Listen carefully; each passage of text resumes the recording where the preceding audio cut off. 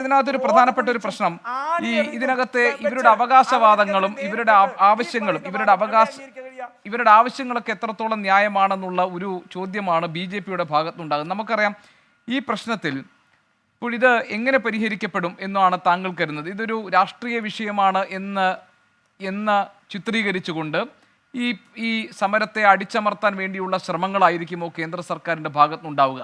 ഇപ്പോൾ ഇങ്ങനെയൊക്കെ ഈ സംഭവങ്ങൾ ഉണ്ടായ ശേഷം, ഇപ്പോൾ കഴിഞ്ഞ സമരത്തിൻ്റെ സമയം, അതിനുശേഷം ഉണ്ടായിട്ടുള്ള തെരഞ്ഞെടുപ്പിൽ ഈ പ്രധാനപ്പെട്ട മേഖലകളിലൊന്നും രാഷ്ട്രീയമായി ഇത് ബി.ജെ.പിക്ക് എതിരായില്ല തെരഞ്ഞെടുപ്പ് ഫലം പരിശോധിക്കുമ്പോൾ. അതുകൊണ്ട് തന്നെ കർഷകരല്ല, കർഷക വേഷം കെട്ടിയിട്ടുള്ള കലാപകാരികൾ ഈ പ്രതിഷേധത്തിന് വേണ്ടി രംഗത്ത് വന്നു എന്ന ആക്ഷേപമാണ് ഉന്നയിക്കുന്നത്.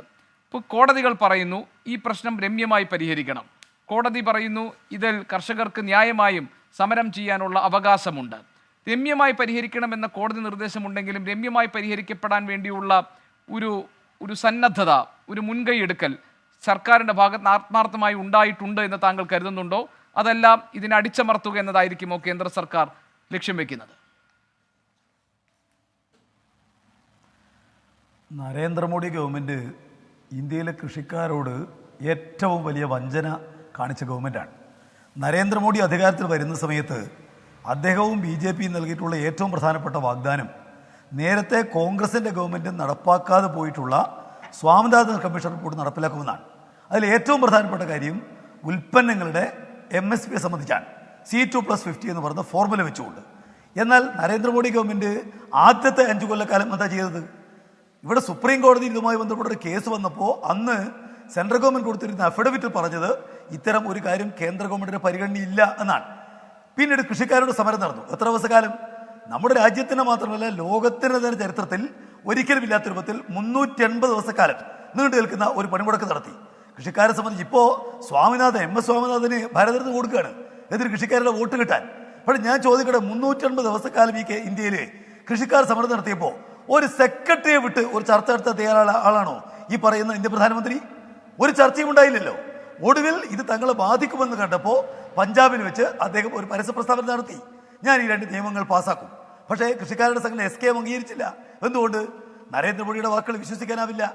ഞങ്ങളുമായി ചർച്ച ചെയ്ത് എഗ്രിമെന്റ് ഉണ്ടാക്കാതെ ഞങ്ങൾ സമരം അവസാനിപ്പിക്കില്ല എന്ന നിലപാട് SKM എടുത്തു.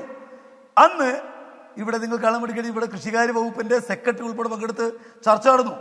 റിട്ടേൺ ആയിട്ട് അവർക്ക് എഗ്രിമെന്റ് കൊടുത്തു. അതിൽ പറഞ്ഞിരിക്കുന്ന കാര്യം എന്താ? നിയമപരമായിട്ട് MSP ഉറപ്പാക്കാൻ നിയമനിർമ്മാണം കൊണ്ടുവരും. അവിടെ കേസെടുത്തിട്ടുള്ള കേസുകളെല്ലാം പിൻവലിക്കും. മരിച്ചു വീണ 715 ആളുകൾക്ക് കുടുംബത്തിന് നഷ്ടപരിഹാരം കൊടുക്കും. ലക്കിംപൂർ ഖേരിയുമായി ബന്ധപ്പെട്ട കാര്യത്തിൽ നിയമപരമായിട്ട് നടപടി ഉറപ്പാക്കും. കൃഷിക്കാരുടെ കടം എഴുതി തള്ളും. ഇതെല്ലാം നേരത്തെ വാഗ്ദാനം നൽകിയ കാര്യങ്ങളാണ്. നരേന്ദ്രമോദി ഗവൺമെന്റ് ഇന്ത്യയിലെ കൃഷിക്കാർക്ക് കൊടുത്ത വാഗ്ദാനമാണത്.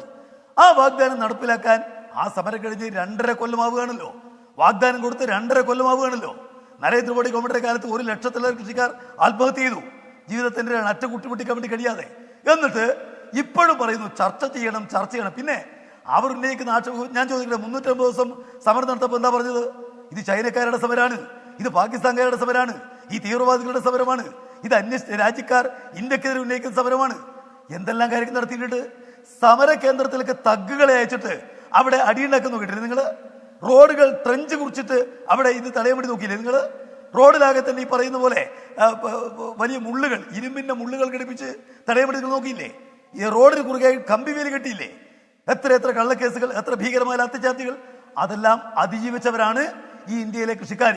ഇപ്പോഴത്തെ വരുന്ന 16-ാം തീയതി ഒരു വലിയ സമരം പ്രഖ്യാപിച്ചിരിക്കുന്നു. അത് കേവലമായിട്ട് SKM മാത്രമല്ല, ഇന്ത്യയിലുള്ള joint platform of central trade unions അവരാകെ ചേർന്ന് അത് തൊഴിലാളി പണിമുടക്കവും അതുപോലെ ഗ്രാമീണ ബന്ധു പ്രഖ്യാപിച്ചിരിക്കുന്നു. ഇതേ കാര്യം നേരത്തെ 2.5 കൊല്ലക്കാലം മുമ്പ് സമരം അവസാനിപ്പിക്കുമ്പോൾ എന്താണോ പറഞ്ഞത് അതേ ആവശ്യം ഉന്നയിച്ചുകൊണ്ട് സമരം ചെയ്യേണ്ടി വന്നിരിക്കുന്നു. നാണമില്ലേ കേന്ദ്ര ഗവൺമെന്റിന്? തെരഞ്ഞെടുക്കപ്പെട്ട ഗവൺമെന്റ് അല്ലേ? പറഞ്ഞിരിക്കുന്ന വാഗ്ദാനം നടപ്പിലാക്കാൻ നമുക്ക് സാധിക്കണ്ടേ? എന്നിട്ട് ഇപ്പോൾ ചർച്ച വേണോ? എന്തിന് ചർച്ച? ഉണ്ടാക്കിയ തീരുമാനം നടപ്പിലാക്കാനാണ് സമരം. ആ സമരത്തെ നിങ്ങൾ അടിച്ചമർത്തി കളയാമെന്നാണോ? ഇതിനേക്കാൾ എത്രയോ വലിയ അടിച്ചമർത്തി കണ്ടിട്ടുണ്ടല്ലോ ഇതിലെ കർഷക പ്രസ്ഥാനം. അതിനൊന്നും തന്നെ വടങ്ങുന്ന ആളുകളല്ല ഇതിലെ കർഷകരായിട്ടുള്ള ആളുകൾ, തൊഴിലാളികളായിട്ടുള്ള ആളുകൾ. ഇവിടെ നഗ്നമായ ഫാസിസ്റ്റ് നിലപാട് സ്വീകരിക്കുകയാണ്. കൃഷിക്കാരനെ പുച്ഛാണ്. ഇവിടെ കൃഷിക്കാർക്ക് ഒരാനുകൂല്യമില്ല. അവൻ ദാരിദ്ര്യത്തിലേക്ക് പോയിക്കൊണ്ടിരിക്കുന്നു.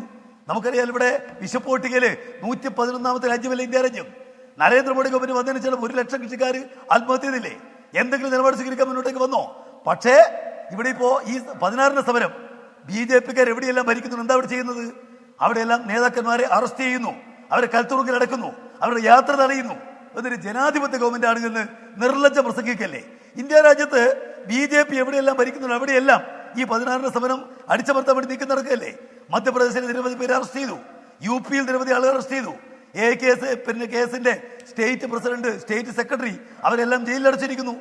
അതുപോലെ തന്നെ ഏതെല്ലാം സംസ്ഥാനങ്ങളിൽ ഹരിയാന, രാജസ്ഥാൻ, UP BJP എവിടെയെല്ലാം ഭരിക്കുന്നുണ്ടോ അവിടെയെല്ലാം നിങ്ങൾ കൃഷിക്കാരുടെ സമരത്തെ തച്ചമർത്താൻ വേണ്ടിയിട്ട് ജനാധിപത്യ വിരുദ്ധ നടപടികൾ സ്വീകരിക്കുക. ഇവിടെ നേരത്തെ സുപ്രീം കോടതി പറഞ്ഞിട്ടുണ്ട്, കൃഷിക്കാരുടെ ആവശ്യങ്ങൾ ന്യായമാണ്, അവരുമായി ചർച്ച ചെയ്ത് പരിഹാരം കാണണം. ഞാൻ ചോദിക്കട്ടെ, നരേന്ദ്രമോദി എന്ന് പറഞ്ഞ പ്രധാനമന്ത്രി, അദ്ദേഹമാണ് ഇന്ത്യയുടെ പ്രധാനമന്ത്രി, ഇന്നുവരെ ഈ കഴിഞ്ഞ 10 വർഷക്കാലം കർഷക സമരങ്ങളുടെ കാലമാണ്. ഒരു മുദ്രാവാക്യത്തിന് മേലെ മാത്രമല്ല, ലാൻഡ് അക്വിസിഷൻ ആക്ട് അടക്കമുള്ള വിഷയത്തിന് മേലെ ഭൂമി അധികാർ ആന്തോളൻ എത്ര സമരം നടത്തി? ഒരു ചർച്ച, ഒരൊറ്റ ചർച്ച ഈ നരേന്ദ്രമോദി നടത്തിയിട്ടുണ്ടോ ഈ കൃഷിക്കാരുമായിട്ട്? ഇപ്പോ കേന്ദ്ര കൃഷിക്കാരുമന്ത്രി അർജുൻ മുണ്ടെ ചർച്ച ചെയ്യുന്നു.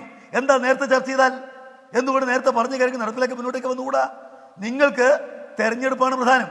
നിങ്ങൾക്ക് ഇവിടെ ഈ പറയുന്ന പോലെ അഗ്രികൾച്ചർ കമ്മീഷൻ ഉപയോഗിക്കണതിനാ സ്വാമിനാഥന് ഭാരതത്തിന് കൊടുത്തതിന് വേണ്ടിയിട്ട്?